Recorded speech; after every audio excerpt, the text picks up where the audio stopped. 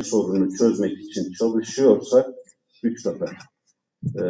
Yani diyorlar ya, hedefe giden tek yol yok. Birçok yol var. Her yolu tartışabiliriz, her yolu konuşabiliriz ve her yolda ilerleyebiliriz. Ama sorunumuzu doğru tespit edip nasıl çözeceğimize yön vermemiz gerekir diye düşünüyorum. Sağ olun. Teşekkür ederiz Yusuf Bey. Başka konuşma talebinde bulunan var mı?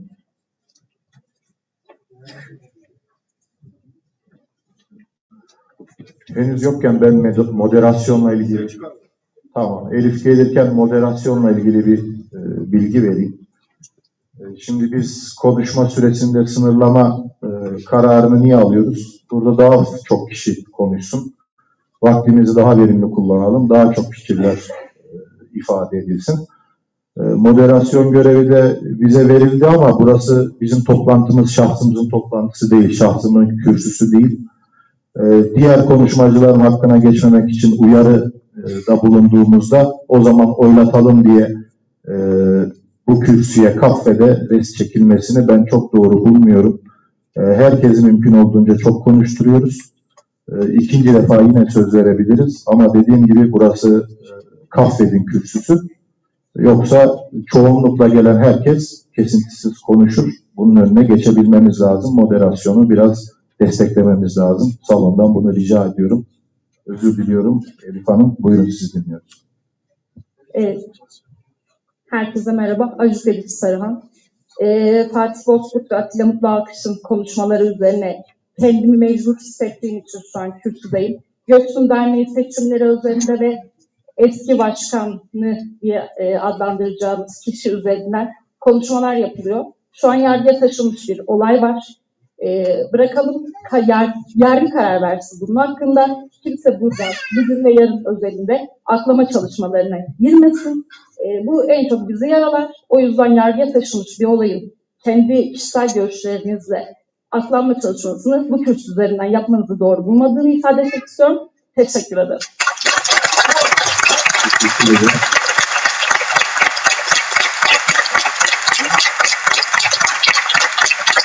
Başka konuşma yapmak.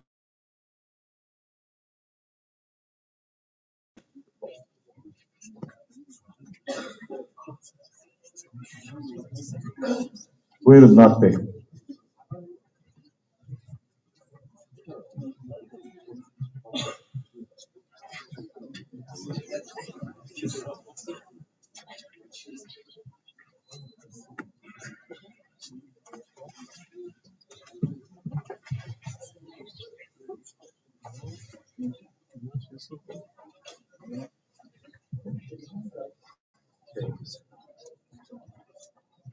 Ne yapayım güzel. Şimdi çok önemli olduğunu düşündüğüm bir sorunumuz var. Ama toplum olarak bu sorunun etrafına dönüp dolaşıp hiç kendisiyle ilgili net bir çalışma yapıyoruz ne de üzerine konuşuyoruz açıkçası. Şimdi Çerkez olmak, Çerkez kalmak, işte şurada yazıyor bak, Çerkezce TV ve radyo yayınları. Şimdi bizim şurada 4 tane bayrak var. Bizim kökenlerimizin ana vatandaki karşılığı olan devletlerin bayrakları. Şimdi Çerkez kelimesini çok kullanıyoruz. Ama hiçbir şekilde bunu biz daha kendimize bile dürüstçe tanımını yapamıyoruz. Şimdi bu hemen hadi diye yapılacak bir şey değil çünkü birden fazla anlam yüklenmiş durumda Çerkez kelimesine. Benim yaşadığım yörede Çerkez'den başka bir şey anlaşılıyor. Bir süredir de Çerkez eşittir sadece Adige şeklinde bir algı oturtulmaya çalışıyor bazı çevrelerce. O yüzden biz Çerkez olmak, Çerkez kalmakta bunlara çalışılması gereken şeyler elbette. Çerkezce hangi dilse o işte Adigece mi? Kendi dilimize de yayınlar yapılmalı ama bizim burada asıl tüzük çalışmasında çok eleştirildi. Yapmaya çalıştığımız şey birazcık somutlaştırabilmek. Yani bunun az önce de söyledim, bunun bir metresi yok, bunun bir terazisi yok. Herkes şudur, herkes kendine göre tanımlayabilir ama net olarak şunu söylemem gerekir. O gün KAPET kurulduğunda tüzüğe bu şekilde yazılması gerekiyordu olabilir. Ama buraya sadece şunu söylemek için çıktım. Ya ben Kafkaslı değilim. Yani ben Adigeyim mi, Abazayım mı, Teke'nin işte Kasetinin. Ama Kafkaslı değilim. Şimdi bizim bir kere kim olduğumuzu söylediğim gibi, yani bu çok kolay bir şey değil. Bu hemen hadi burada bir tanım yazalım. Çok mümkün değil ama bundan artık kaçmamamız lazım. Bizim önce kim olduğumuzu tanımlamamız lazım. Tüzük kurultayında amaç maddesiyle yapılmaya çalışan şey buydu. Kim olduğumuzu ortaya koymakla ilgili bir tanım çalışması yapılmıştı. Kafkaslı olmadığımızı kendimize bir itiraf edelim. Ondan sonra bir şeyler olacak yolu. Yoksa burada gelir gider konuşur. Daha çok da uzun sürmeyecek. Çünkü fark gelenlerin önüne set konuldukça bu toplumun çok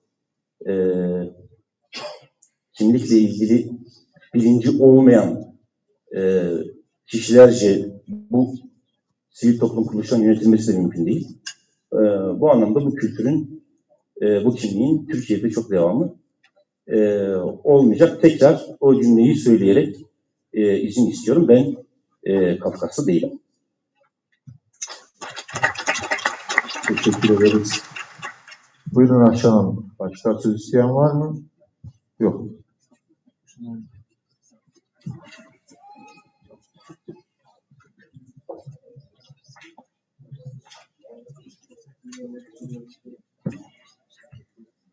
Evet, ikinci kez oldu. Eğer biraz önceki eleştirim zaten genel kurul öncesi 1 Haziran'da mı toplanmış olması nedeniyle söyledim. Bu bir sayı almak değildi yani. Önce orada açıklayalım. Böyle bir taraftarlık beklentim hiçbir ortamda, hiçbir koşulda da olmamıştır, olmaz. Onu demokratik bir hakkın tecellisi olarak görürüm ancak. Madem ikinci kez söz hakkımız varmış, geri kalanları da orada kullanalım diyerek çıktım. Kendisi burada olmadığı için detayına girmeyeceğim, arkadaşımızın görmedim çünkü.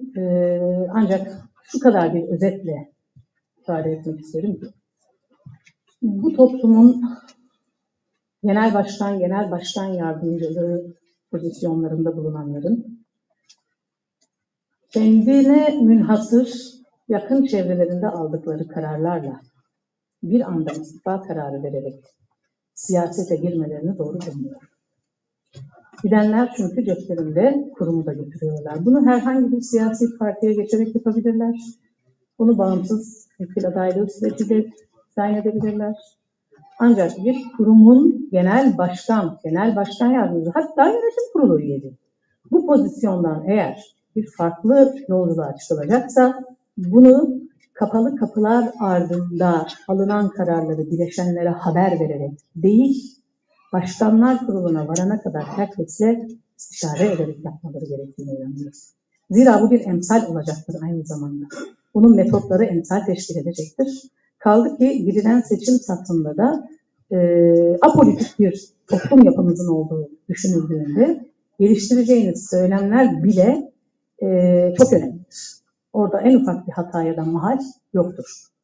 Bu eleştirileri getirirken ben de aday olan arkadaşımıza çorbada tuzumuz bulunsun bağlamında kendimizce katkı koyan insanlardan biriyim. Ama bu bir eleştiri getirme hakkımı ortadan elbette kaldırmaz. Keşke de başarılı bir sonuca ulaşabilseydim. Ama Türkiye'de Çerkesleri temsil eden bir siyasi partiyiz diye ortaya çıkanlardan da farklı metotlarla bu sürecin gelişmesi gerekir. Benim şahsen bu yapılanmalara getirdiğim en önemli eleştirilerden biri bugüne kadar toplumla istişare etmeden toplumun önüne kendini getirmek, koymak,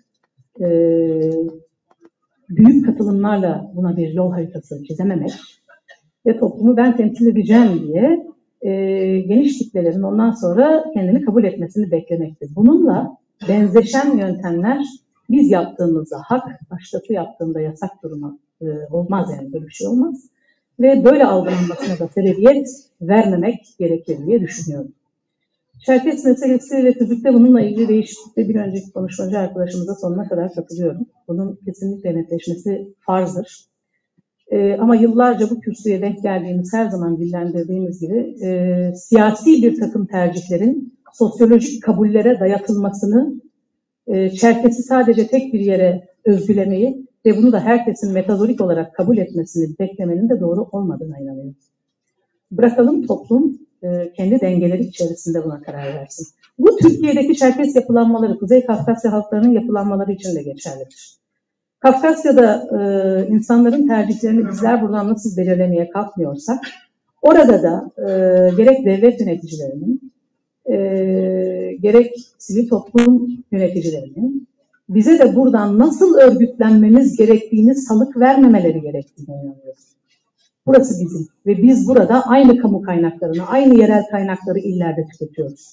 Bu İstanbul için, Ankara için çok önemli olmayabilir. Metropollerde bu çok sorun da yaratmayabilir. Ama yerelde bu iş öyle yürümüyor maalesef. Bin bir tane sorunu beraberinde getiriyor ve ortada sadece kocaman bir hiç kalıyor.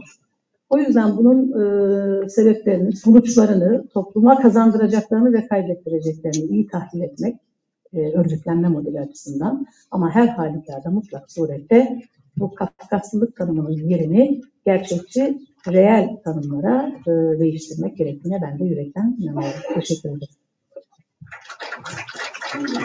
Teşekkür ederiz tekrar. Başka konuşma talebinde bulunan var mı?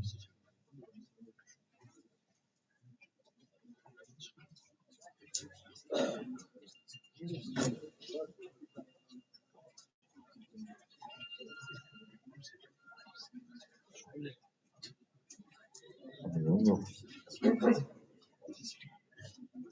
Buyurun. Murat abi.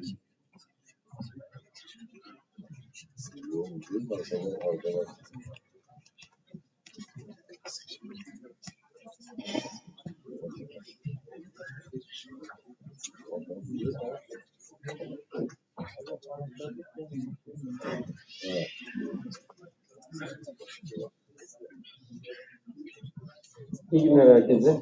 Adım Murat Canlı, Ankara'dan Üniversitesi'de geliyorum. 2013 yılından beri yaklaşık 10 yıldır dernekte ya da federasyonda bir görev almıyorum. 2003 yılından 2013 yılına kadar 5 defa, öyle iyi mi? Evet. Tamam. 2003 yılından 2013 yılına kadar 5 defa birkaç değişiklik önerisi getirdim. Bunun için biraz çaba gösterdim. Tek başıma değil, benim dışında da öneren insanlar vardı. Bir tanesi cinsiyet kotasıydı. İkincisi gençlik yapılanmasıydı. Bir tanesi seçilme, delegasyon, delege sayısı belirleme sistemi, delegelerin seçim sisteminin değiştirilmesiydi. Bir tanesi de federasyonun yönetim ve karar mekanizmalarının güncellenmesiydi. İşte Başkanlar Kurulu'nun aktivasyonu, bir federasyon meclisi oluşturulması gibi. Ben kendi doğrularımı 5 defa savundum. 5'inde de kabul görmedi. Ben de 2013'te bıraktım. 2013'te bırakırken özellikle bu cinsiyet kotası ve gençlik kısmına bir daha çabaladım diyeyim. Sonra da geçti zaten o. Verdiğim bir örnek var. Genç kardeşlerim için söylüyorum. Sebastian diye bir arkadaşım vardı benim, Avusturya'da siyaset yapıyordu. Benden yaşta çok küçüktü. Başka bir platformda, yani ben 2013'te Çerkes örgütlerinde çalışmayı bıraktım ama başka faaliyetlerim devam etti. Sebastian 2009'da yanlış hatırlamıyorsam 23 yaşında partisinin gençlikten sorumlu, benden mi oluyor? Tamam. Gençlikten sorumlu genel başkan yardımcısı olmuştu. 2013 yılında İşte ben 40'larıma geldiğim zaman o 27 yaşında Avrupa'nın en genç Dışişleri Bakanı oldu.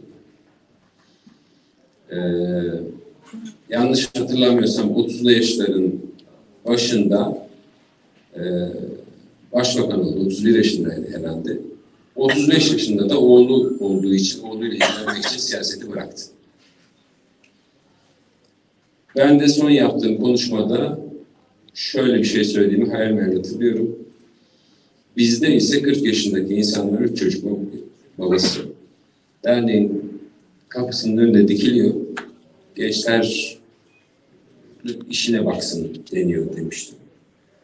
Gençler bir şeyler yapmak istiyorlarsa ne yapmak istiyorlarsa doğrudan yapmalılar. Yeter ki yapsınlar. Bu yani çok kendilerini öne çıkartarak değil, hedefledikleri yolda yürümeliler. Örgütün geleceği onlar, doğru ama çok ben merkezci bir yaklaşımla yürüdükleri zaman da bu sağlıklı olmayacak. Özellikle örgütün, KAFED'in, Türkiye'deki Çerkes örgütlülüğünün nasıl değişeceğine dair çalışmaları bence çok faydalı olacaktır. Yeni yönetimin de öncelikle yapması gereken şeyin Türkiye'deki Çerkes örgütlülüğünün yeniden yapılandırması olması gerektiğini düşünüyorum. Kabul etmek zorundayız ki mevcut yapı, mevcut karar sistemi yürümüyor. Bizi ileriye götürmüyor. Tutuklaşıyoruz. Yani bu kısma girmeyeyim ben. Uzun uzun çok yaralıyoruz birbirimizi. Karar alma mekanizmalarımızı, örgütlülük yöntemimizi, örgütlülük şeklimizi değiştirmemiz lazım. Ben yeni yönetimde yer alsaydım tek gündemim bu olurdu. Teşekkür ederim herkese.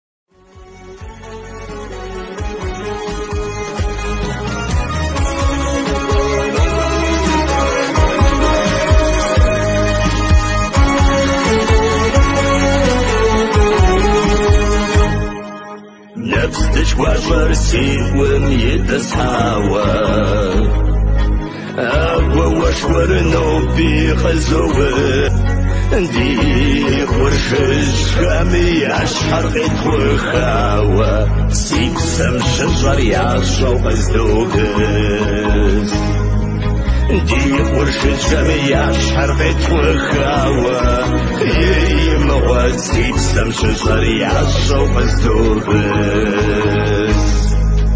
سيبسم شجر يعشو قزدوكس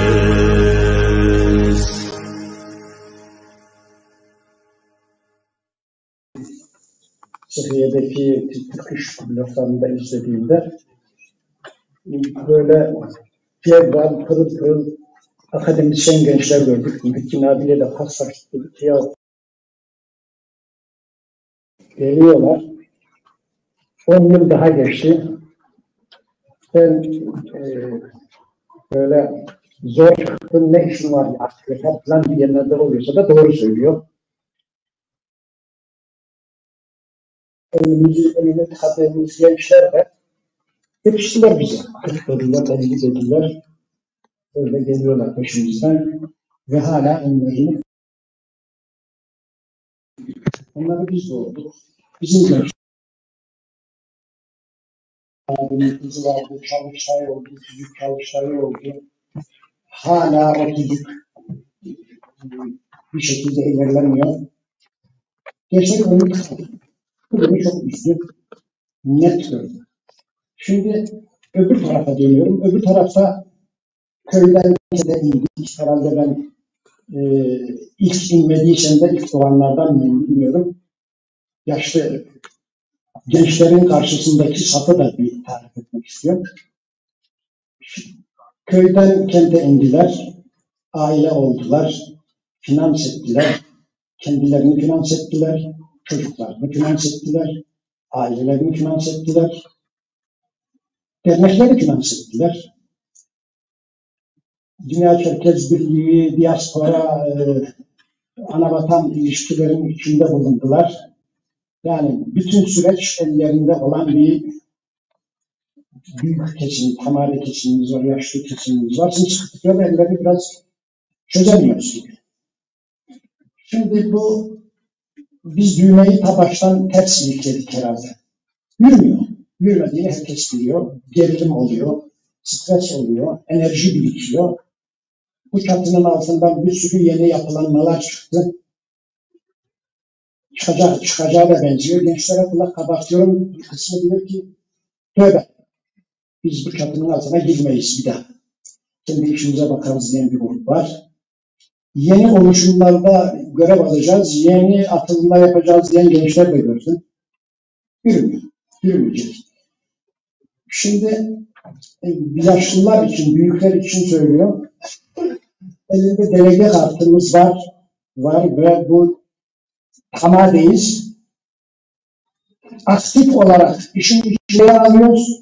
Hata yaptığımız zaman da pardon. O pardon olmuyor. Hata yapmamız gerekiyor. Büyüklerin hata yapmamaları gerekiyor. Şimdi ben fazla uzatmayayım da ne demek istiyor? Bu yapı düzgün değil. Şimdi Apazya'nın Aksaçlılar Meclisi var. Kocaman TC'nin işte kiracı ev sahibi anlaşmazlığını giderecek uzlaşmacılar var herhalde. Efendim şeyde var, maliyede uzlaştırıcılar var. Efendim adını getirip ombudsmanlar var. Demek ki devlet de olunsa birilerinin tecrübeli olanların, yaşlı olan, aklı başında olanların yeri var. Ve gençler kabul görürse yarın gençler böyle bir temennilerde ne olur? Bir şey yazsınlar, biz de imza atayım. Geçerli kabul görürseniz. Şimdi yaşlıları Aksaçlılar Meclisi, Tamadeler Meclisi, KYH, Hukuk Meclisi gibi olgunlaşması gerekiyor. Sahayı da gençlere de devretmemiz gerekiyor. Gençler gerçekten gümbürler ve geldiler yani. Onları 50 dediler, 60'a doğru geliyorlar. Onların önünü açmak lazım. Yeni yönetime, hayırlı olsun diyorum, yeni yönetim bir komisyon oluşturur da önümüzdeki 2-3 yıl içinde Aksaçlılar Meclisi, Tamadeler Meclisi, Hukuk Meclisi veya kurulu gibi bir oluşum için komisyon veya bir şey kurulur da gençler akademisyen dedik çalışsalar ve bunları bu 3 senede olgunlaştırsalar. Üçü bir arada mı olur? Ayrı mı olur? Nasıl olur? Gibi bir çalışma gerekiyor gibi geliyor bana. Yani herkes yerine otursun. Gençlerle sahayı açalım. Büyükler büyüklüğü olacağı yerde, ağır olduğu yerde olsun. Saçlar Apazya'na da saçlarını demiştim. Herkes yerine oturursa daha sağlıklı olur diyorum. Bunu yarın gündeme gelir mi? Bir komisyon oluşturulur. Bence bunun üzerinde çalışmak gerekiyor. Ve sağlıklı da yürür gibi geliyor. Biraz önceki arkadaşımız da dedi, bu yapılanmanın değişikliğe uğraması gerekiyor gibi. Bunu yoldan yeni gezdim, kendiyim, meydanı boş buldum çıktım ama çabucakta ineyim. Dizlerimden problemim var. Yarın bir kağıt dolaşırsa bunu kabul görürse şey verelim, teklif verelim. Yeni bir komisyon 3 yıl, 2 yıl üzerinde çalışsın. O biz de bilelim kim tamade, kim aksaçlı, kim değil, mahkeme lazım değil. Güzel bir saha araştırması, akademik bir araştırma olursa önümüz açılır gibi geliyor. Hepinizi saygıyla selamlıyorum. Teşekkür ederiz.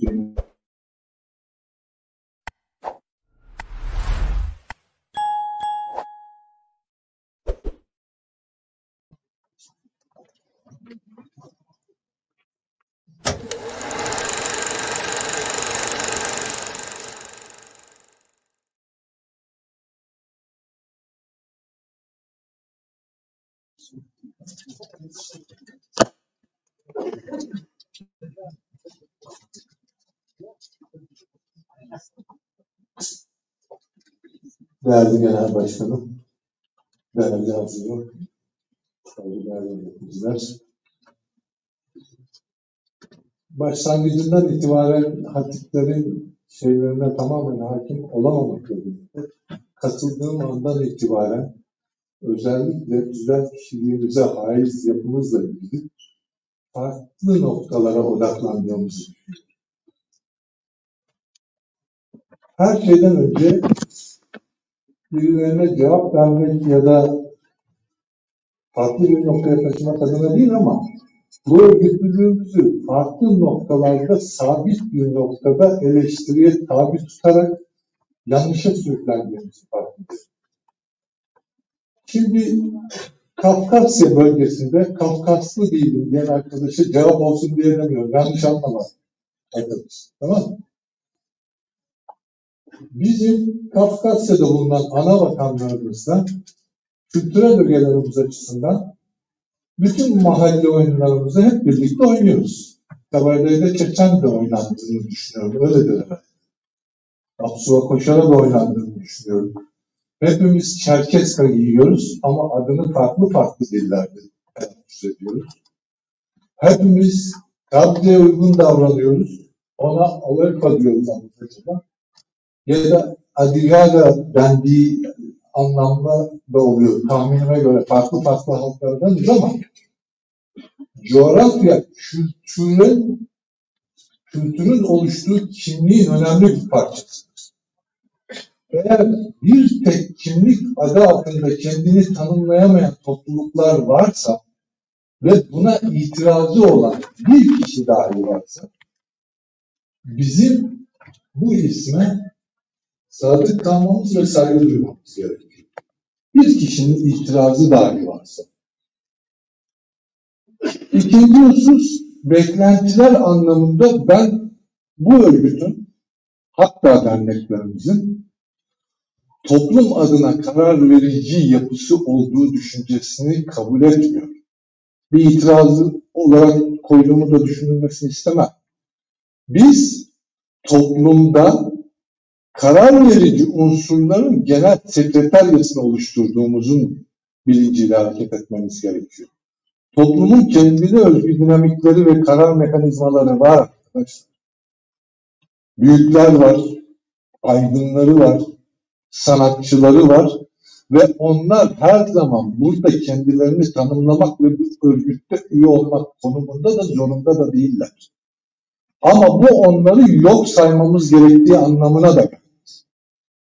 Bizim örgütsel anlamda toplumun dinamiğini harekete geçiren, sağlıklı işleyen, kabzesini geliştiren, belirli bir noktaya taşıyan kararlarını hızlı olarak birbiriyle entegrasyon içine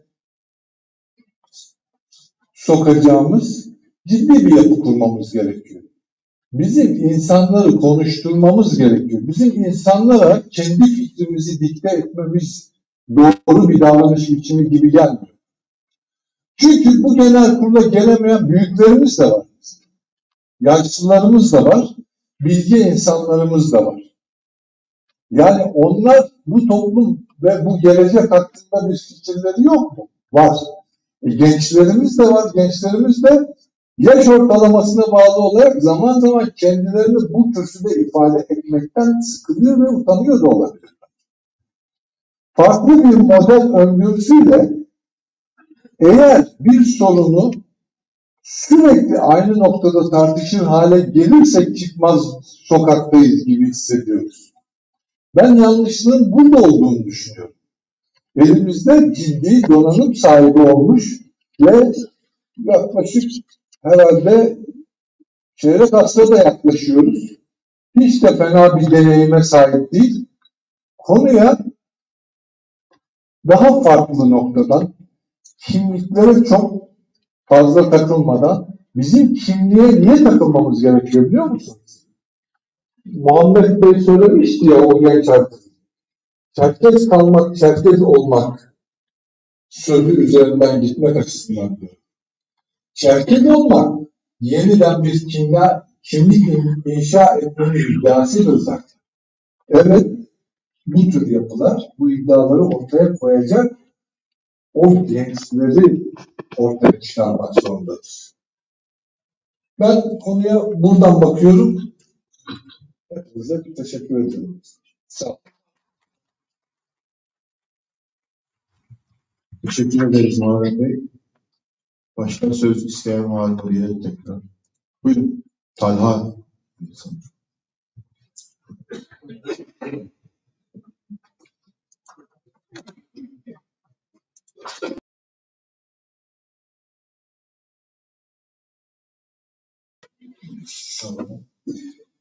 Herkese öncelikle merhabalar. Merhaba demek istiyorum. Aslında bir konuşma yapmayacaktım bugün ama Muharrem abinin akabinde bir konuşma yapmak istiyorum. Her genel kurulda, her toplantıda görüyorum ki burada işte Çerkez ismiyle alakalı, federasyon ismiyle alakalı tartışmalar yapılıyor. Tabii konuşmaya şu an yanlış başladım. Beni tanımayanlar vardır. Ben Sivas Silivri Yavuk köyündenim. İsmim Talha Ölmez. Babam Kumuk, Dağıstanlı. Annem Çeçen.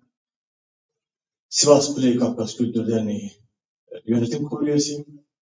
İnşallah da yarın yönetim kurulu adayım Kafkas Dernekleri Federasyonu'nda.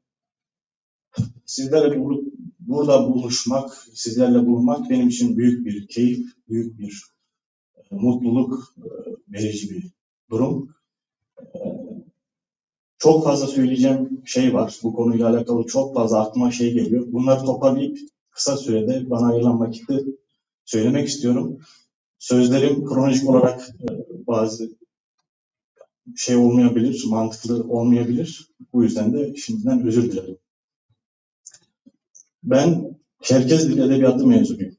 Düzce Çerkez Dili Edebiyatı ilk mezunlarındanım.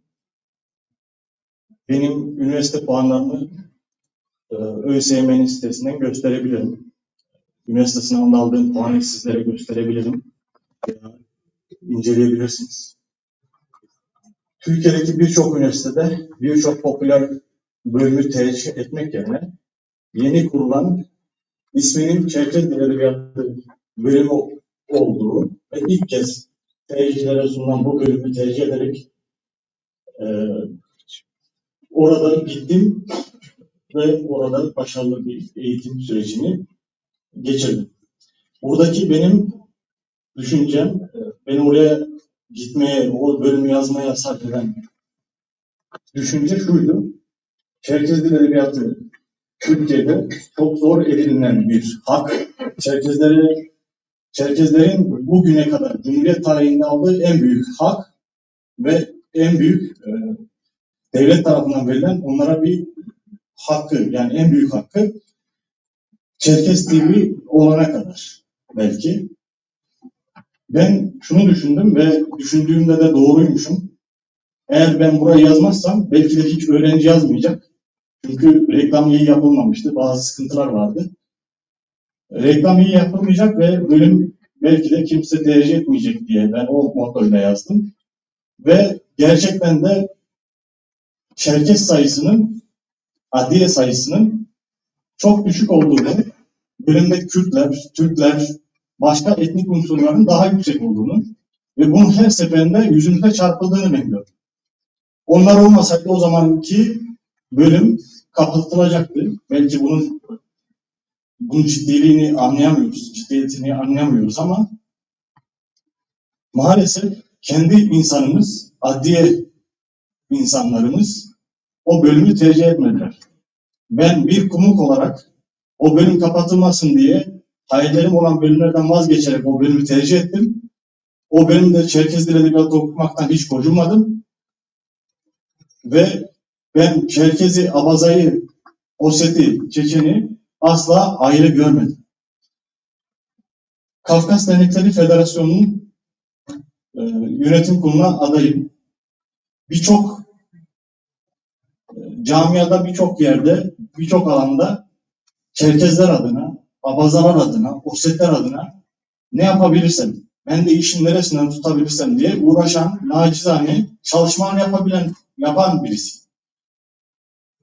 Bu Çerkez kavramı, Ankara Çerkez Derneği'nin tüzüğünde de olduğu gibi Çerkez eşittir tüm Kuzey Kafkas halkları şeklinde değilse, ki öyle olmayan, o düşüncede olmayan Çerkez eşittir Adiye diyen, o görüşte olan büyüklerimiz, derneklerimiz var. Dolayısıyla federasyonun adını da Adiye Dernekleri Federasyonu yapalım diyorlar.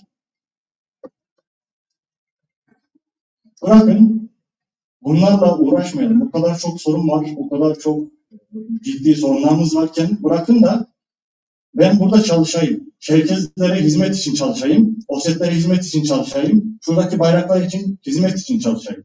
Bırakın. Bunlarla uğraşmayın. Bunlara takılmak yerine bunlar niye rahatsızlık duyasınız? Bunlar niye insanlar rahatsızlık duysun? Burada Çerkez için, Adiye için, OSET için çalışan birisinden bir insan niye rahatsızlık duyar? Niye bu insanları buradan ayırmak zorunda bırakır? Bir de Kafkas ismi gibi daha genel, daha çoğunluğa hitap eden bir isim varken daha da küçülerek Adiye, OSET diye niye bunu görmek zorundayız? Niye böyle bir düşüncemiz var? Bunu anlamakta gerçekten zorluk çekiyorum. Benim için oradaki bayrakların hepsinin değeri aynıdır. Beni temsil eden Dağıstan bayrağı da yok orada. Ama ben oradaki bayraklar için, o ülkeler için, oradaki insanların kültürü, oradaki insanların yaşaması için her şeyimi verebilecek bir insan. Bunun için de çalışmalar yapıyorum. Beni yakından tanıyanlar gayet iyi biliyorlar bunlar da. Yarın bir gün bir deprem yaşadık. Hepimiz koştuk. Ayırt etmeden koştuk.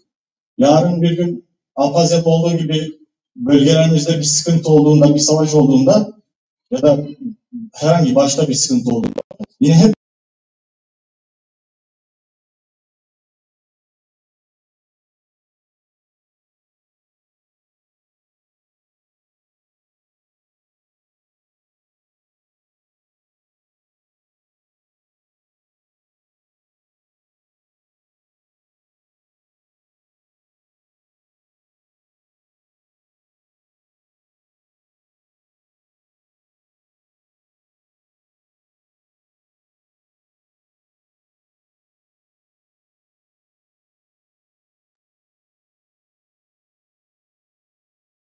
Sayın Okan.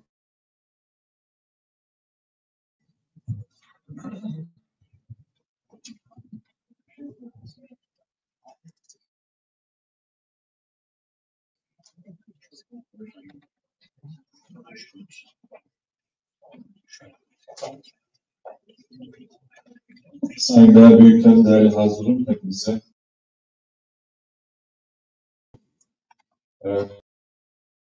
Bugün söz almamak isteyenlerden ya da bugün söz almayı düşünmeyenlerden biri olarak yine söz almak durumunda kaldım. Sebebini de söyleyeyim. Yaklaşık 4 saat oldu. Şöyle bir hisse kapıldı. Ya bu kurumda hiçbir sıkıntı yok. 2 senedir biz boşuna birbirimizi kırıyoruz. Ya da sorunlarımızı buraya çıktığımızda konuşamıyoruz. Böyle bir durum var. Böyle bir gerçeklik var. Ben ikincisini düşünüyorum. Ben herkesin, ben de dahil herkesin gönlünde bir şeyler geçtiğini, söylemek istediği çok şey olduğunu ama söyleyemediğini düşünüyorum. Gerçekten herkesin uykusu var şu an. Böyle bir genel kurula geliyoruz ne yazık ki. Öncelikle geçen dönem görev alan mevcut yönetim kuruluna teşekkür etmek istiyorum. Başta Ümit Dinçer olmak üzere gerçekten çok güzel ve önemli çalışmalar yaptılar. Depremde olsun, diğer alanlarda olsun gerçekten muazzam katkıları oldu. Ben onları dönem dönem eleştiren ama her gün onları izleyen biri olarak şunu söyleyebilirim. Evet, mevcut yönetimin çok hatası oldu. Ama bir o kadar da belki de 3 katı, 4 katı faydası da oldu, güzel çalışmaları da oldu. Hepimiz insanız, hepimiz hata yapabiliyoruz. Fakat son yıllarda şunu fark ediyorum, artık toleransımız da azaldı. Ve yabancı yok, şunu söylemek isterim, ben gençlik yıllarından beri Ümit Dinçer'i takip ederim. Ve gençlik komisyonundaki bir genç olarak hep şunu derdim. sonunda ne bileyim örnek alabileceğim bir başkan gördüm diye görürdüm kendisini. Hepimiz aslında bir önceki seçimde Ümit Dinçer başkan olsun diye emek verdik.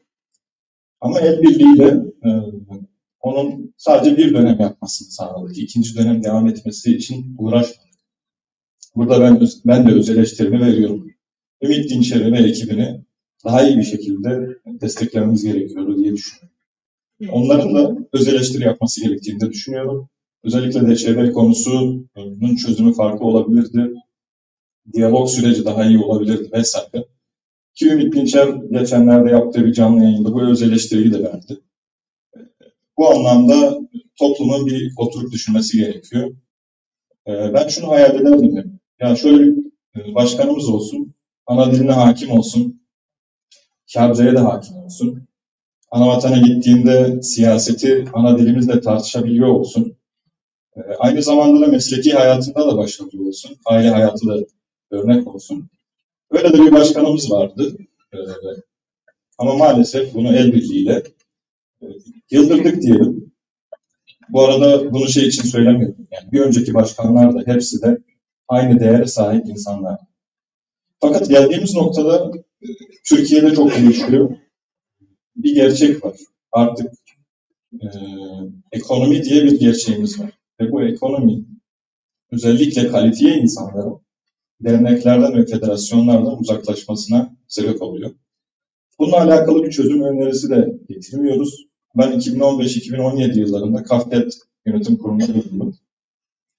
Dönemin başkanı Yaşar Aslankaya'ydı. Bankaya gitmiştik. Kafket'in hesabında 300 TL vardı. O dönem eminim derneğe gelen gençlerin hesabına baksanız çok daha bakiyeleri olacaktı. Kafket aslında böyle bir kurum. Ve Kafket'in yönetimine gelen insanlar da her şeylerini vererek geliyor. Şimdi bu gerçekleri de göz önünde bulundurduğumuzda bu kurumu nasıl yönettiğimizle alakalı bir muhasebe yapmamız gerekiyor. Başta benim beklentimi söyleyeyim. Mevcut yönetimden belki daha ileriye dönük bir öz eleştiri bekliyorum. Neleri yanlış yaptık, neleri doğru yaptık, bunu bir ortaya koymamız gerekiyor. Yeni gelecek aday olan yönetimin de bunları dikkate alarak yönetmesini talep ediyorum. Yeni seçilecek olan aday listeyle ilgili de şöyle bir şey söylemek istiyorum. Şimdi bir gerçek var ve biz bu gerçekten bahsetmiyoruz dedim ya, etrafında dolanıyoruz.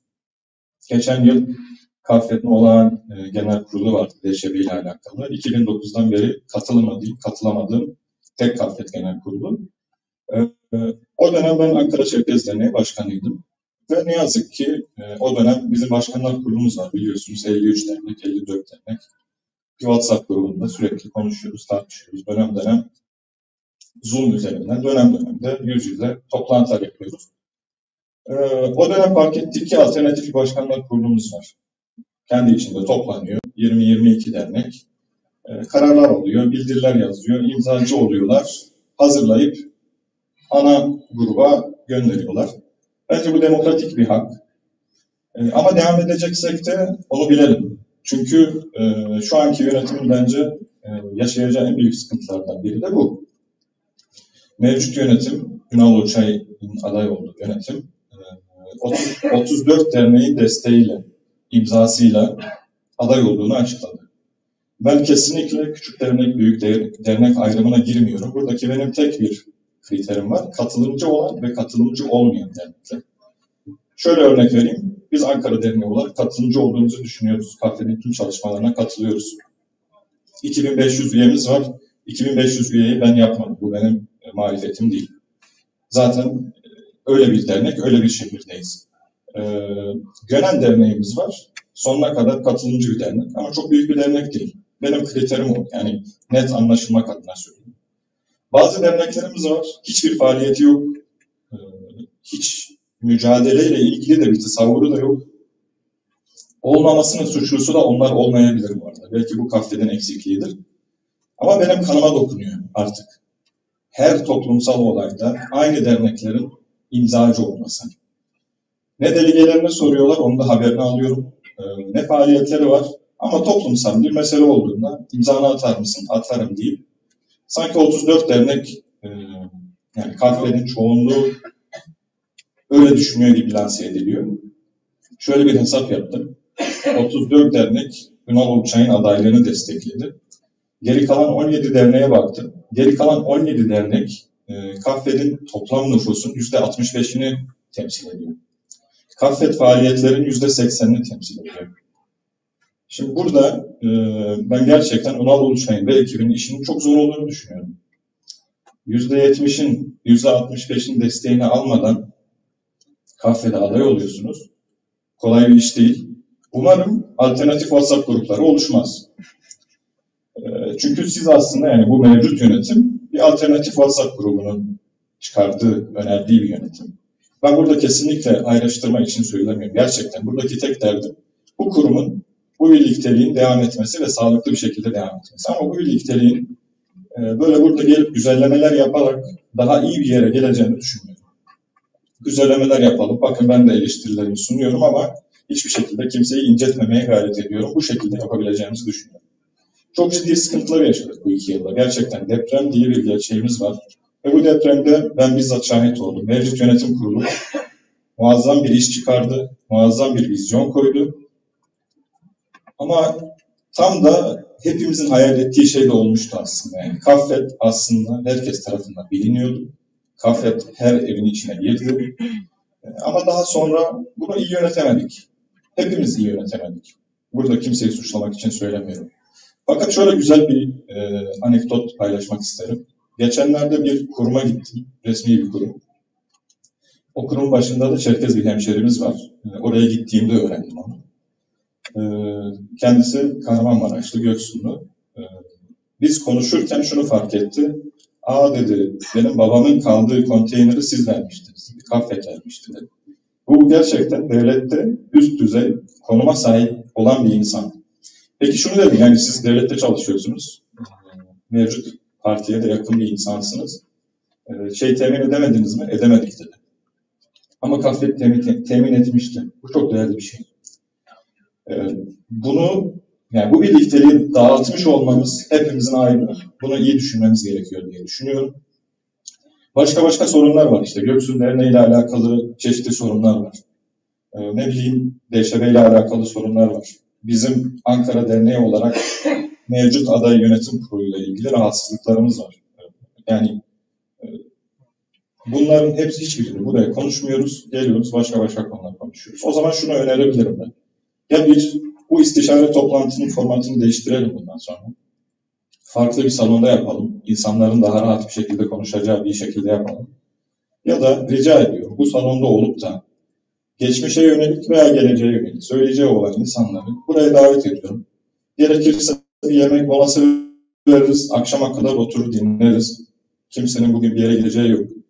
Ama bu toplum bir muhasebe yapsın. Geçmişe dönük ve geleceğe dönük. Genç arkadaşlarımın konuşmuş olması beni çok mutlu etti. Gururlandırdı. Ama ben şeye de karşıyım. Yani böyle bir genç, sürekli bir genç vurgusuna da bir yerde karşıyım. Onu da söyleyeyim. Yani yaşı ne olursa olsun bu topluma vizyoner bir şekilde bir şeyle katkı vermek isteyen insanları biz bu göreve davet ediyoruz. Biraz toparlayalım. Tabii ki. Söyleyecek çok konu var. Gerçekten dediğim gibi mevcut yönetime de, yeni seçilecek yönetime de eleştirilerim var. Mesela Muhammed Hoca'nın Çerkes olmak ile Çerkes kalmakla alakalı söylediği şeyler de çok değerli. Fakat bizim biraz daha bir araya gelmeye ihtiyacımız var ve biraz da gerçekçi olmamız gerek var.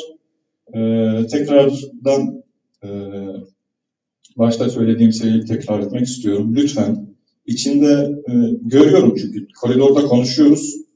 Orada konuştuklarınızı gelin burada konuşun. Belki bir sonuca varabiliriz. Bu toplum bunu hak ediyor. Bu kurum hepimizin gerçekten, ben yeni seçilecek yönetimine de işinin ne kadar zor olduğunu bilsem de bu toplumun ferdi olarak onlara yardım etmeye çalışacağız. Beni dinlediğiniz için çok teşekkür ederim. Dediğim gibi planlı bir konuşma değildi, onun için biraz uzatmış olabilirim. Ama sadece amacım, yani şunu fark ettim, buz kırılmamış aslında.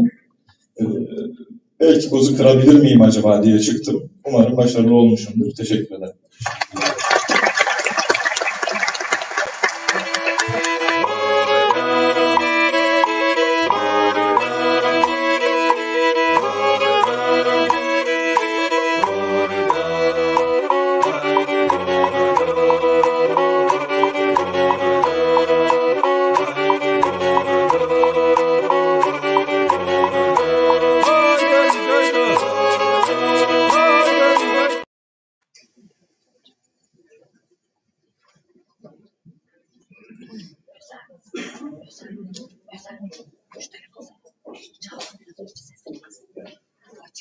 Çok özür diliyorum. İkinci söz hakkı verildiği için ikinci söz hakkını kullandım ben de.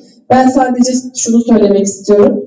Mevcut yönetim kurulunda destek veren, imza veren derneklerimiz nüfus sayısı olarak az olabilirler. Destek vermiyoruz diğer derneklerde nüfus sayısı olarak çok olabilirler. Sonuçta yarın bir seçim olacak. Dileklilerin oylarıyla yönetim kurulu seçilecek. Yönetim kurulu seçildikten sonra destek verdik, destek vermedik diye bir hakkımız olduğunu düşünmüyorum. Kafkas Dernekleri Federasyonu'na bugüne kadar seçilen bile hiçbir zaman destek verilmemiştir. Oylama esnasında. Oylama bittikten sonra bütün dernekler destek vermek için elinden geleni yapmışlardır. Teşekkür ediyorum. Teşekkür ederiz.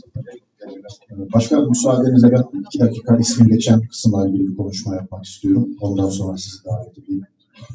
Kürsüye geleyim, moderatör hocamla sizinle konuşmak.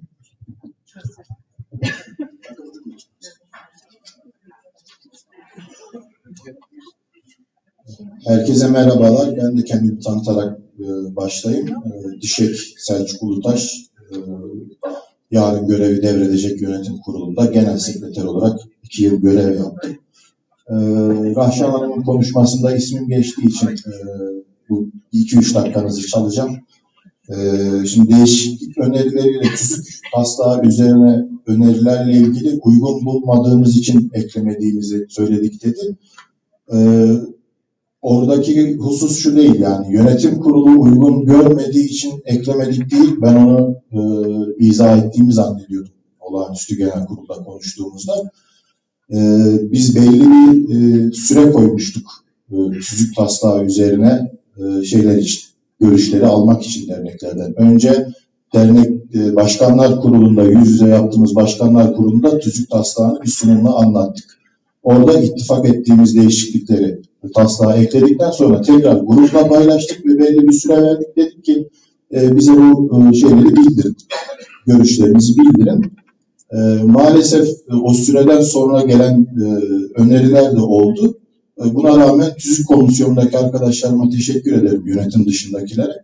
3-4 tane 5-6 saatlik toplantılar yaptık. Bunların yine oy birliği olanları ekledik. Başkanlar kuruluyla paylaştığımız taslağı çok fazla değiştirecek olanları eklemedik.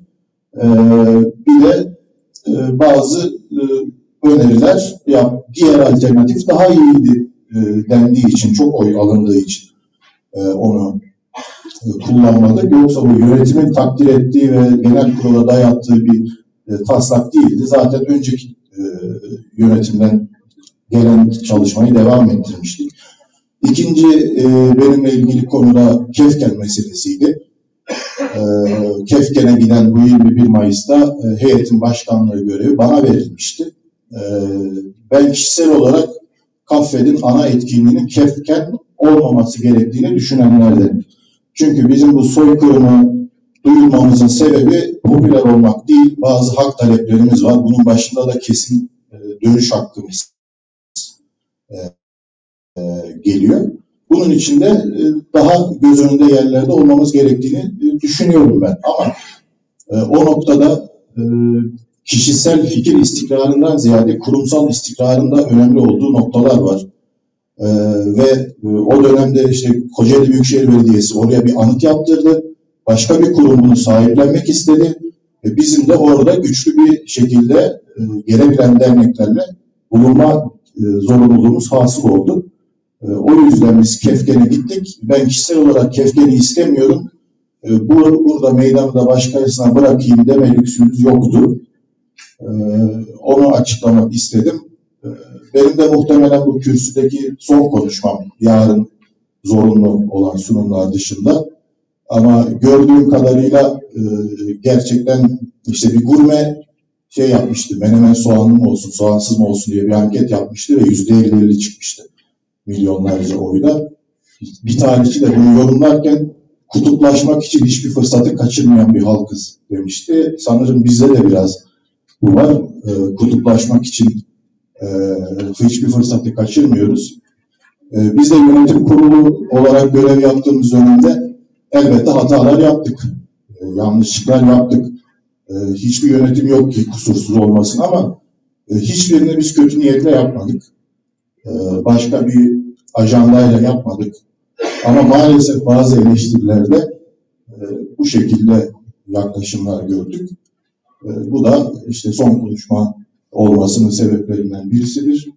Umuyorum bundan sonra Kafet başarılı dönemler geçirir. Yeni yönetime de başarılar diliyorum. Sağ olun.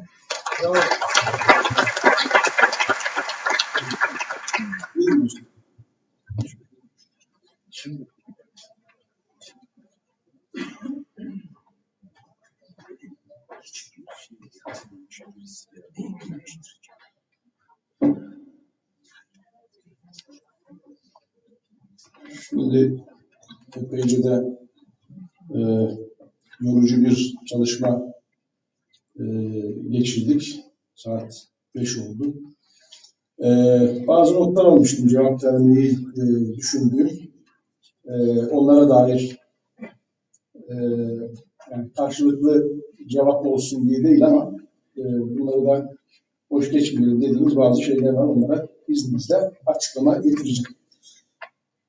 Şimdi bunlar içerisinde Vacip Başkan ayrıldı ama bir kriz komitesi meselesinde bir açıklama yapma ihtiyacı hissettim. Vacip Başkan meseleyi biraz daha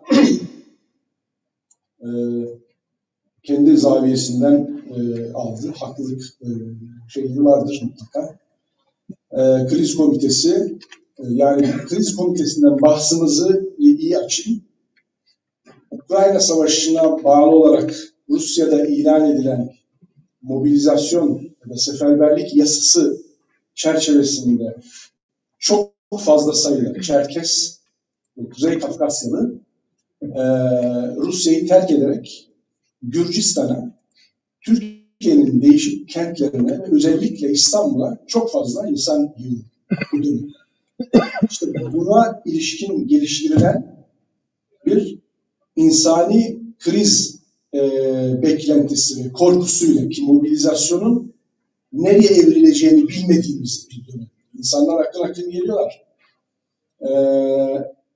Uçak fiyatları 100.000 liralara dayanmıştı o zaman. 100.000 liralara dayanmıştı. O dönemde kucağımızda neyin doğduğunu bilmediğimiz bir dönemde bir istişare süreç başlattık. Ve bu istişare süreçte çok fazla insanın İstanbul'a, Antalya'ya, Kayseri'ye, Ankara'ya gelebileceğini, dolayısıyla da bir takım problemli durumların oluşabileceğini, gelen insanların o dönemin konjonktürüne bağlı olarak istismar edilebileceklerini, farklı noktalara sürüklenebileceklerini, belki bir takım fundamentalist yapıların kontrolüne, eline düşebileceğinden korku ve hareketle bir kriz komitesi, Kuzey Kafkasya İnsani Kriz Komitesi oluştu. Bunun gerekçelerinden bir tanesi şu: gelen insanlar aramaya başladılar. Bana ev bulun, bana iş bulun, bana efendime söyleyeyim yol gösterin, danışmanlık yapın, şunu nasıl yapalım, bunu nasıl edelim diye çok fazla insan, onları o dönemleri yaşayanlar hatırlayacaklardır, bizi aramaya, darlamaya başladı. Şimdi süreç böyle olunca çok kıymetli büyüklerimizin de ki bu konuda değerli büyüğümüz Atay Ceyşakar ismini anmadan geçemeyeceğim. Onların da desteklediği bir grup oluştu. Ve o gruptan önce de biz bu meseleyi insanları Türkiye'ye davet etmek ya da Kuzey Kafkasyalıları kopun gelin, savaştan kaçın gelin, asla böyle bir söylem ya da söylem geliştirmeden gelenlere ne yapabiliriz? Onları burada perişan, sersefil olmadan nasıl yönetebiliriz? Hareketle bir toplantı yaptık. İstanbul Bağlarbaşı Derneğimizde. Ve sonrasında cepheyi olabildiğince geniş tutmak anlamında nasıl bir tartışmanın içerisinde olduğumuz kurumlarla birbirimize ne gibi eleştiriler yönettiğimizi falan tamamını bir kenara bırakarak kriz durumlarında nasıl davranılması gerektiğine inanıyorsak öyle davranarak ve öncülük ederek bir insani kriz komitesi kurdu. Bunun içerisinde Çelfek oldu, Kafkas Vakfı oldu, Birleşik Kafkasya Derneği oldu, Alan Vakfı oldu, biz olduk ve burada mesele sadece o eksende çalıştı. Başka hiçbir konuda çalışmadık. Federasyonumuzu kimsenin tartışmasını açmadık. Kimseye federasyonumuzu yıktırmadık. Kimsenin silahına davranmasına fırsat ya da izin vermedik. Böyle bir şey de hiç önümüze gelmedi. Nihayetinde geçenlerde son raporunda yayınladığımız İnsani Kriz Komitesi beklenilenin çok da altında bir kriz yönetim süreciyle işlevini tamamladı. Hatta aslında şöyleydi, onun bilgisini de vereyim size. Kriz Komitesi işlevini depremden önce Büyükelçide tamamlamıştı. Kendini feshetmeye hazırlanırken deprem oldu. Depreme gönderdiğimiz ilk yardımı İnsani Kriz Komitesi'nin hesaplarından toplanan hesabımızdan yaptık. Depreme ilk yardım giden konvoya biz oradan hesap. Dolayısıyla bu bir maksat üzere kurulmuştu, bir kriz üzere kurulmuştu ve bu kriz geçtikten sonra da görevini devreye etti ve kapandı.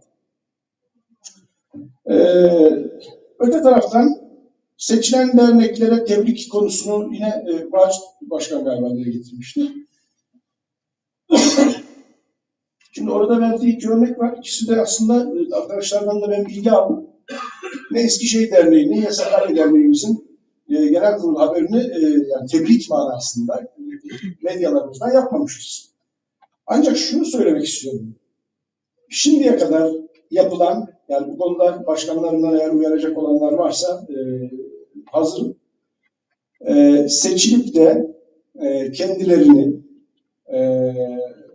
kutlamadığımız, yani kendilerini aramadığımız hiçbir başkanımız olmadı. Sakarya Derneği'nin adı geçtiği için söylemek ihtiyacı hissediyorum. En fazla belki de ziyarete gittiğimiz yerlerin başında Sakarya'ya geliyor aslında. Sakarya'ya daha evvel hep istişare anlamında gittik, hem derneklerin açılışına gittik, daha sonra yaptıkları faaliyetlere, federasyonlara katıldık vesaire ama yani az evvel başkanın söylediği şeyler vardı. Ya bu tür süreçlerde gözden kaçan da olur, hata da olur, noksan da olur.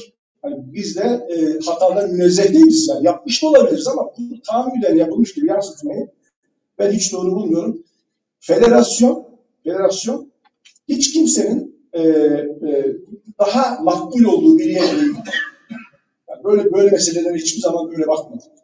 Yani en fazla bize eleştirilenlerden bir tanesi Bistan Başkan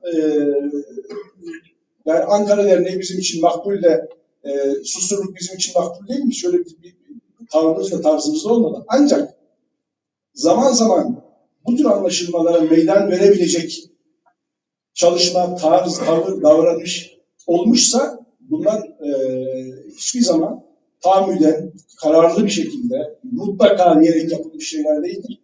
Yani bu anlaşılmalardan ötürü de geçmiş dönemin federasyon başkanı olarak oluşan görüntü böyleyse eğer bütün derneklerden bu manada özür dilerim. Hiç konuyla ilgili hiçbir problemimiz yoktur.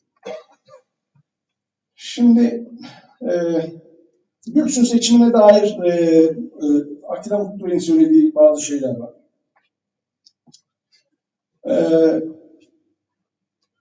Çok fazla şey söyleyebiliriz ama nihayetinde çizgiyi, çerçeveyi ben şöyle koyuyorum.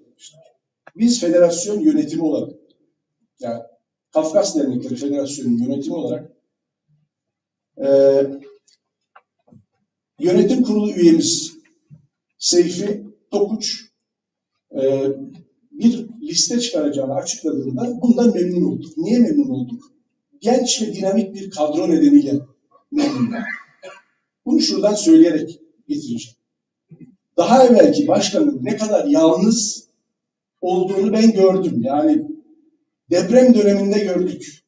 Gerçekten hani ben bunu eleştiri için söylemiyorum o dönemin yöneticilerin. Hepsi depremzedeydi ve federasyon, dernek içerisinde daha hızlı hareket edebilecek gence ihtiyaç var. Öte taraftan gençleri daha vizyoner, daha hızlı çalışabileceklerini düşündüğümüz için bunu kalben kabul ettim ben. Şahıs olarak söylüyorum. Ama seçim süresince federasyon olarak hiçbir kelamullah yazmadı. Hiç kimseyi desteklemedi. Zaman zaman bireysel destekler, bireysel beğeniler olmuş olabilir. Ancak bu mesele çok derinlemelerine girmek istemiyorum ama sanki federasyon Göksu'ndaki seçimi domine ediyor. Orayı almak için bütün hatlarıyla yükleniyormuş algısı yerleşti. Bu aslında yerleştirildi. Bu doğru değildi ve bütün bunlara rağmen ben de Göksu Dernek üyesiyim ama ne dernek üyesi olarak ne oy kullanmak için hiçbir yerde hiçbir tarzımızı ya da tarafımızı belli edecek hiçbir şeyde bulunmuyor. Sonraki gelişen olaylarda bireylerin kendi değerlendirmeleri tıpkı Atilla Mutlu Bey'in söylediği gibi suçun bireyselliği çerçevesinde olacağı gibi görüşlerin bireyselliği çerçevesinde değerlendiriyoruz. Biz federasyon olarak o dönemde tavrımızı kurumsal olarak ne kadar olabileceksek kurumsal olarak yana koyduk. Ve bu konuda da bir eksiklik ya da bir yanlışlık yaptığımız kanısında ya da kanaatinde değiliz. Şimdi 21 Mayıs etkinliğine ilişkin bir iki şey söylendi. Aslında 21 Mayıs etkinliği Rahşan çok üzerinde durdu ama hani bu konu hani bizim kendi inisiyatifimizle sadece alınmış bir durum değildi. Göreve gelirken de bunu böyle yapacağımızı söylemiştik ve göreve geldikten sonra Başkanlar Kurulu'nda epeyce konuşuldu, tartışıldı ve İstanbul'da öyle kaldı. Pardon.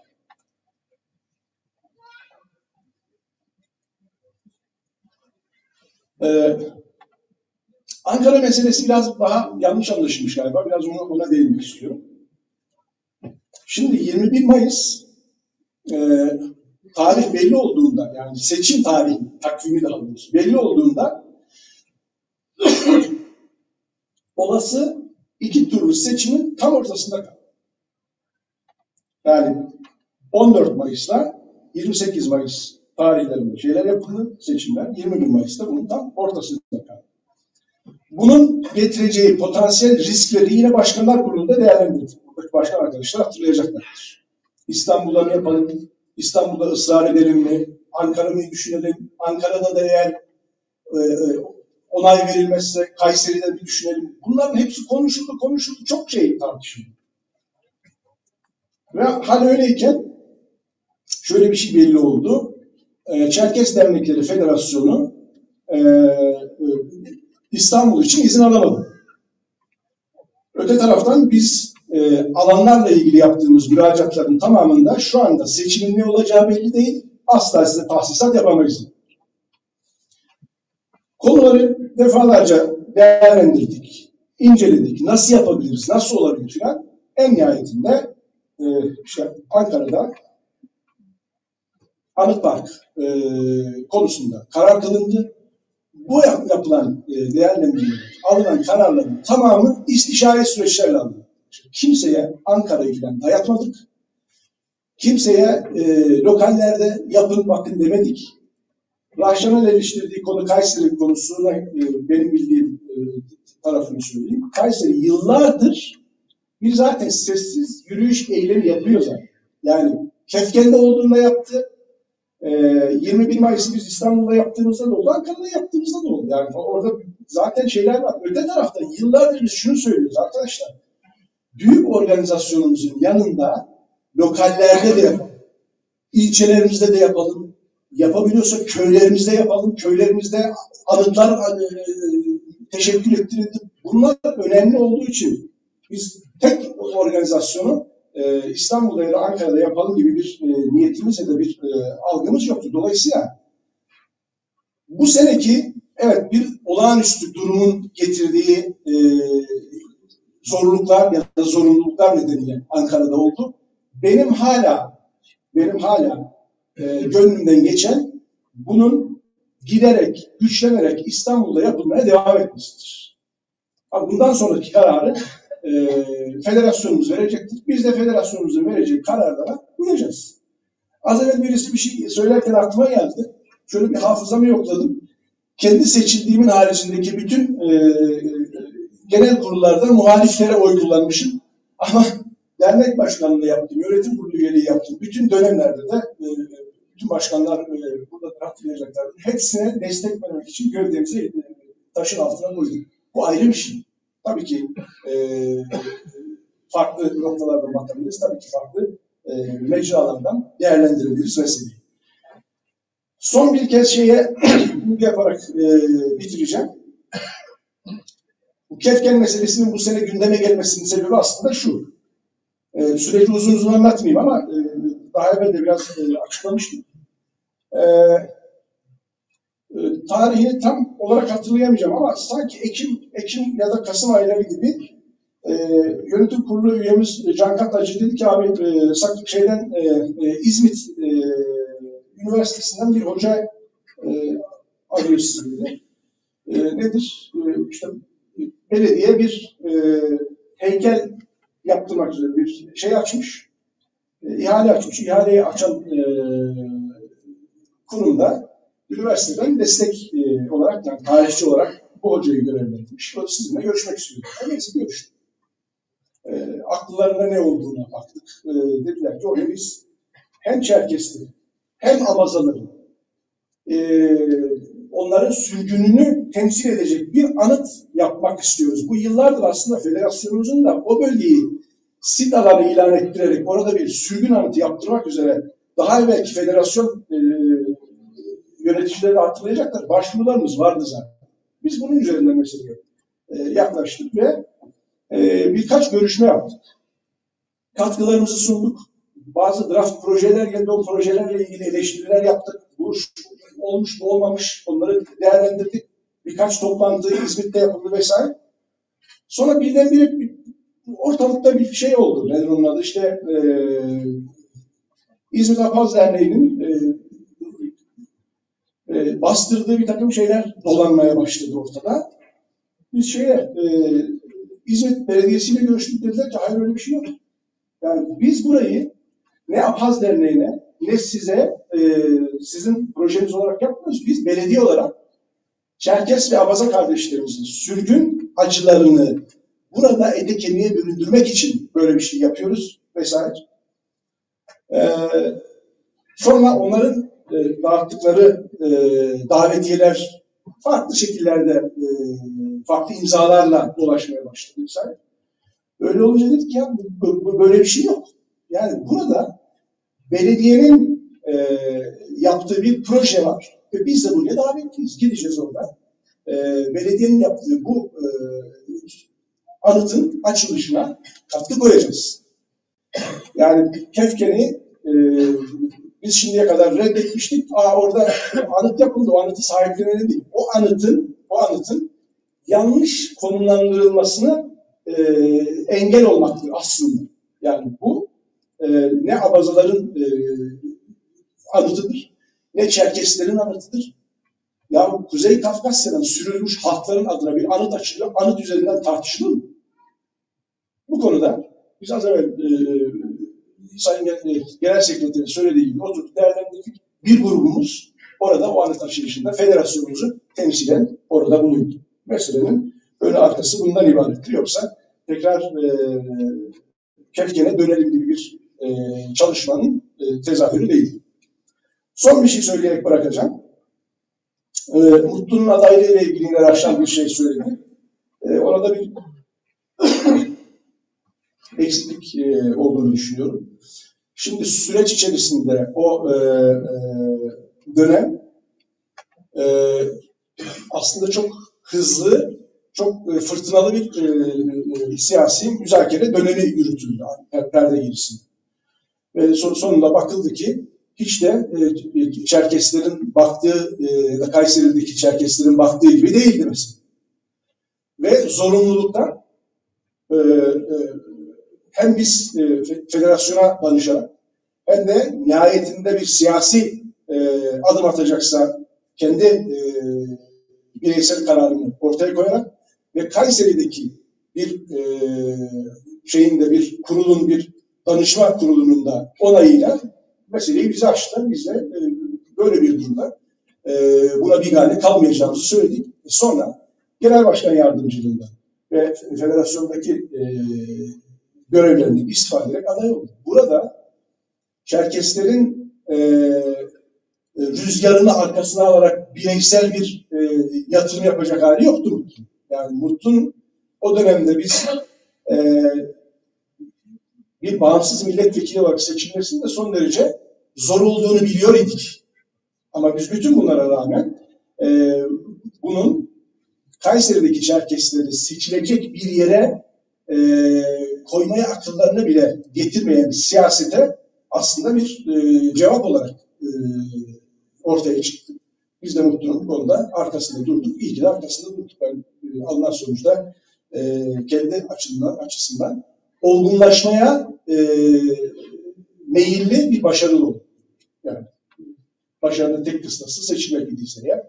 Bu ülkede aday olup da seçilemeyen seçilenlerin 10 katı kadar milletvekili adayı var. Tabii ki siyasette genel temayül başarısız düzeni diye okuyabiliriz böyle bakarsak. Ya. Mutlu'nun adaylığıyla ilgili meseleler danışılarak gerek Kayseri içerisinde gerek federasyon içerisinde ve bu durumu da başkanlık kurulumuza paylaşarak yaptık.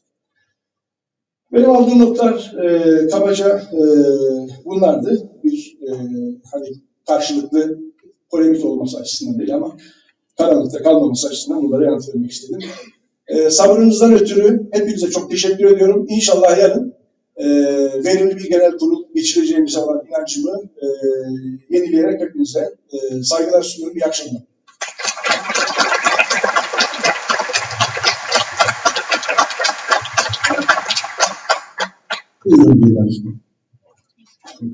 Salonunda çalışan görevli düşünmemiz lazım.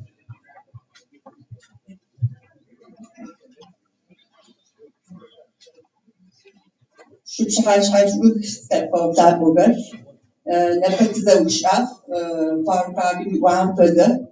Tıpzı, tımımış ama, kızarık ödeyiştir kıtıva. Hayfaçça, nepez adiyadzeca zıpsete zapami, skora kasmansı, bizar riskası tehar. Hayfaçça, tacavzak diğer naptı termiş ahanajlavom. Evet arkadaşlar, ben son dakikada bir söz aldım. Faruk abinin dediği gibi gerçekten ciddi bir asimilasyon ve çok hızlı bir asimilasyonun eşiğindeyiz ve en çok da bunu yaratan ana dilimizi konuşmamamız ve onu kullanmamamızdan kaynaklandığını söyledi. Bugün hakikaten bir kelime bile olsa hiç kimse konuşmadı ve bu Haziran'ın bugün bir cümle de olsa Aliyat'ı konuşarak bitirmek istedim. Çok teşekkür ederim. Bu arada İslam'ın dediği bir konuya da çok katılıyorum. Gerçekten burada gerçekler herkesin gerçeği konuşulmadı, konuşulmuyor.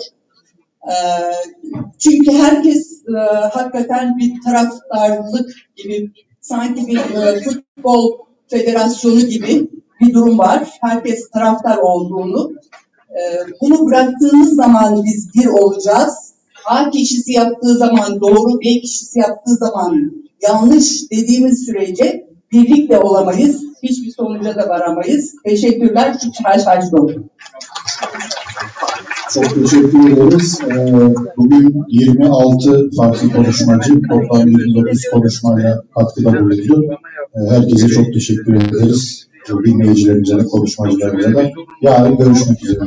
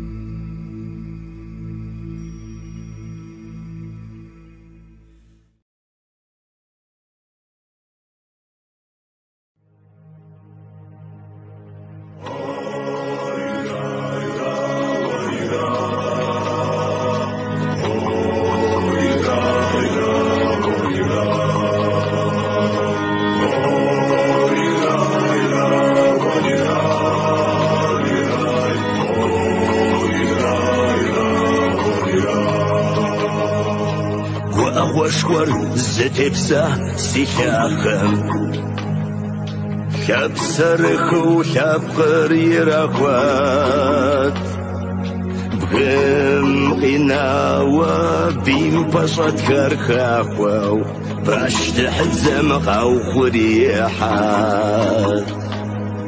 Бгэм инауа бим пашат хархахвау Еймауа баштахт замахау хурихат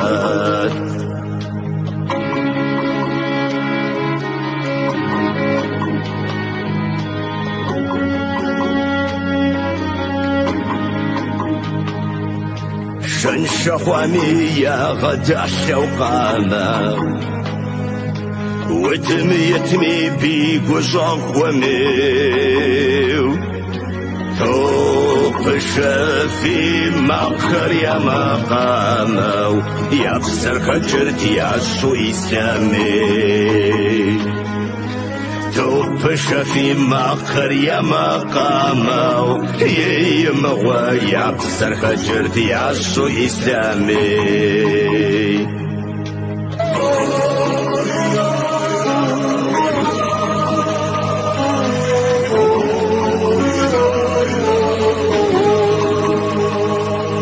زيكم تغاخاتو يا غساخم يوجد داود غار يا تفساش ويتنغم بابشب سرزتاخم بيوتكم يشو يا ترزاش ويتنغم بابشب سرزتاخم يمغى بيوتكم يشو يا ترزاش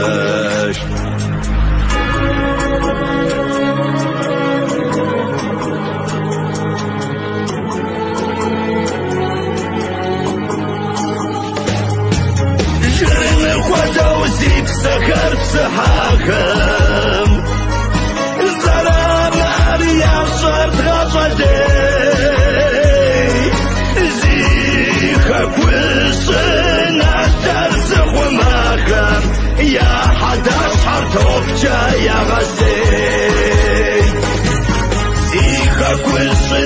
درزخوناخم يم ويا حداش حرتوك يا غسيل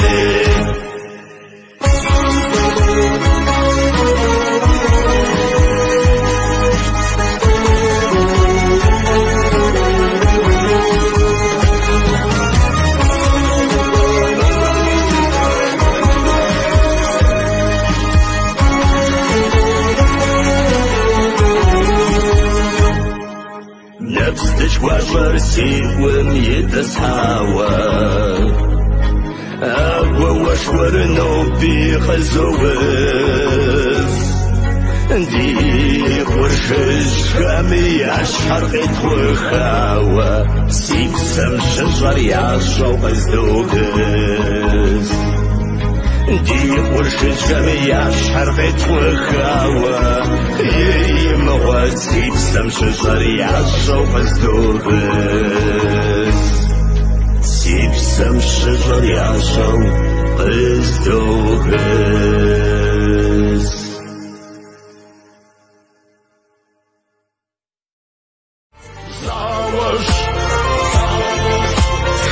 Tam sycham się na górę, że harsazałoś. Żaby mnie rób zasachem, wychałudził go zwoż. Stawi remak, harguły zła, rybzam wychoś. Żaby mnie rób zasachem, wychałudził go zwoż.